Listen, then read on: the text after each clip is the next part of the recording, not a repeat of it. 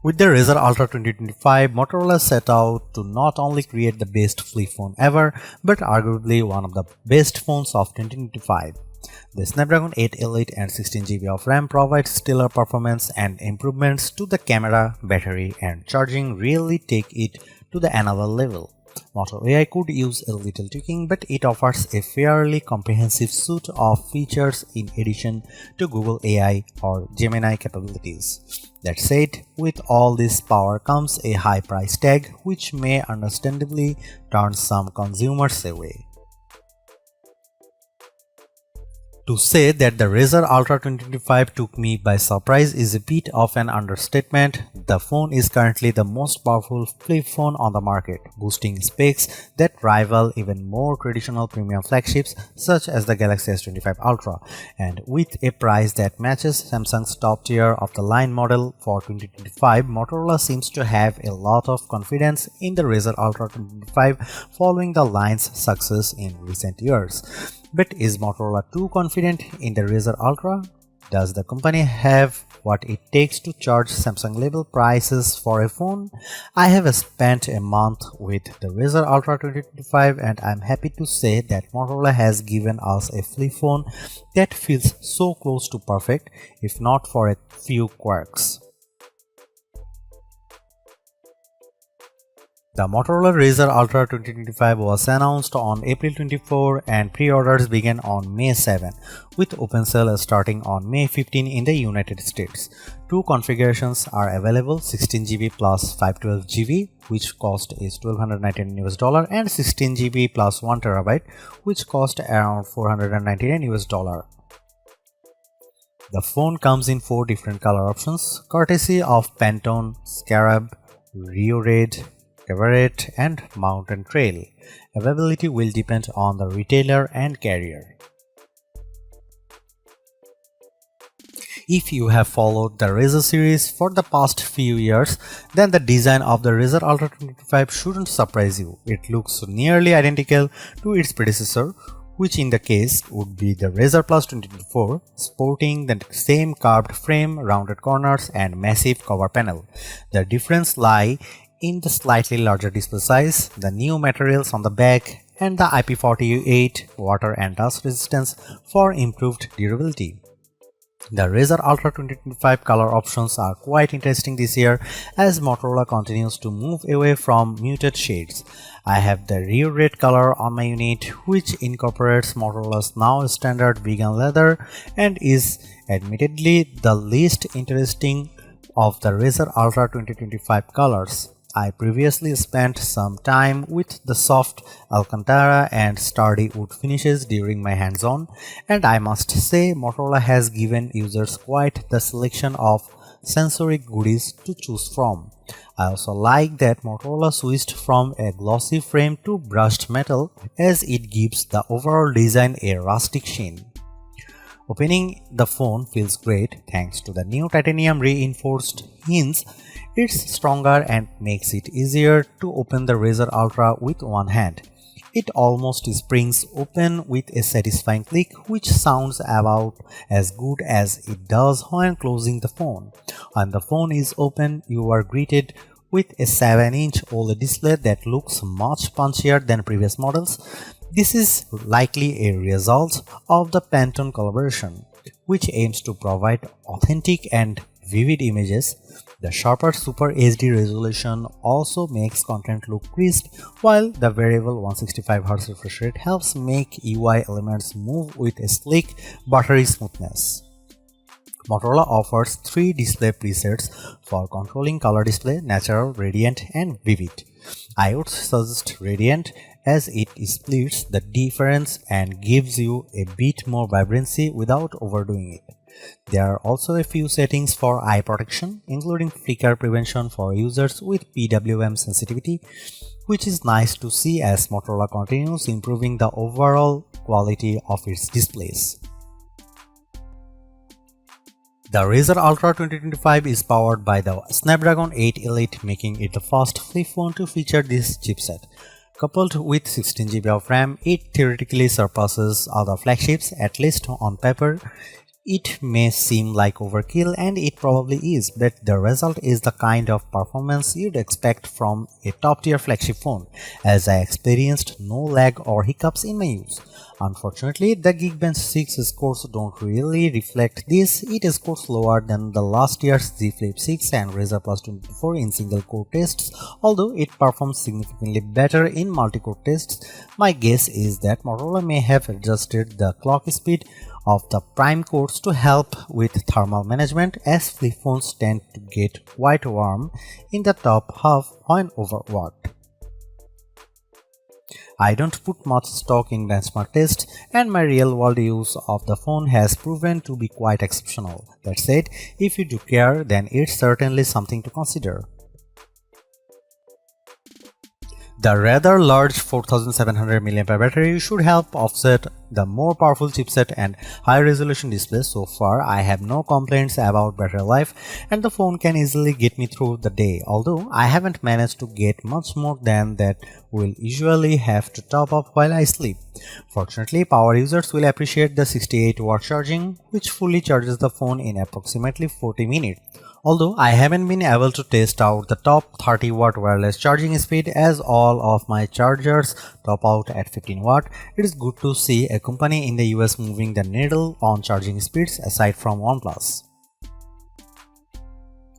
The Razr Ultra 2025 runs Android 15 and will receive 3 OS upgrades and 4 years of security updates, which notably falls behind other flagship competitors. The latest version of Hello UX isn't significantly different from Motorola's Android 14 software, although it incorporates several Motorola or Razr specific features throughout. Motorola has packed as much as AI possible into its Moto AI software, which after some feedback from early testers feels significantly better than last year's beta, with more easily accessible features that can be found in the dedicated Moto AI app. For example, notification summaries are available with the click of a button and are now actionable, and thanks to Perplexity integration, Moto AI will pull up contextual actions based on whatever on your screen when you trigger it, similar in a way to Gemini. Image Studio and Playlist Studio are fun ways to utilize AI to generate images and context-based music playlists, although the latter is currently limited to Amazon Music, which I imagine won't be of much benefit to many people. The Razr still features Gemini and some Google AI features to complement Moto AI, and unlike Galaxy AI, Moto AI isn't injected into every aspect of the OS, which some may find refreshing. That said, there are several ways to trigger it, including the new dedicated AI button and double tapping the back of the phone. One of the coolest features is Look and Talk, which triggers Moto AI by simply looking at the Razr while in tent or stand mode. You can immediately start talking to it and ask follow-up questions, although you'll have to wait until it's done speaking or press the mic icon to interrupt it. It's not as seamless as Gemini Live, which allows you to interrupt and mid-sentence, and I hope Motorola will enable this feature in future updates. Aside from Look and Talk, triggering Moto AI regularly doesn't immediately let you talk to it, which feels like a missed opportunity. You have to tap the mic icon, which adds an unnecessary extra step to the process. Moto AI also isn't as fast as Gemini when answering questions, which can be a little frustrating in an age when consumers expect immediate information. The AI key is also a missed opportunity, as it feels severely limited when compared to other implementations of AI buttons. Hopefully, Motorola will allow more customization here, because it could become a very useful hardware feature. Overall, I think Motorola's overall AI execution could use some work, while we can explore topics further with the Perplexity integration. I would like to see this type of visibility extended to other AI models that consumers are likely more familiar with, such as Copilot, Meta AI, or Gemini. Fortunately, if Moto AI isn't for you, it's easy enough to ignore it and stick to using Gemini, which is my go-to-go. Lo and behold, the Razr Ultra 2025 takes great photos from the primary sensor. Even at 2x zoom, the colors feel much punchier than I'm used to seeing from Motorola, which is likely a product of the Pantone collaboration. Dynamic range also feels improved during the day, with better handling of low light and nighttime images. The result is images that feel more Samsung in terms of color and saturation, while the added depth and definition remind me a bit of a Pixel. I wouldn't say image quality is anywhere near the impressive quality of the cameras on Oppo, OnePlus or Vivo phones, but so far I feel pretty confident that the Razr Ultra 25 can compete fairly comfortably among the best Android cameras. Here you can see some camera samples of Motorola Razr 2025 Ultra.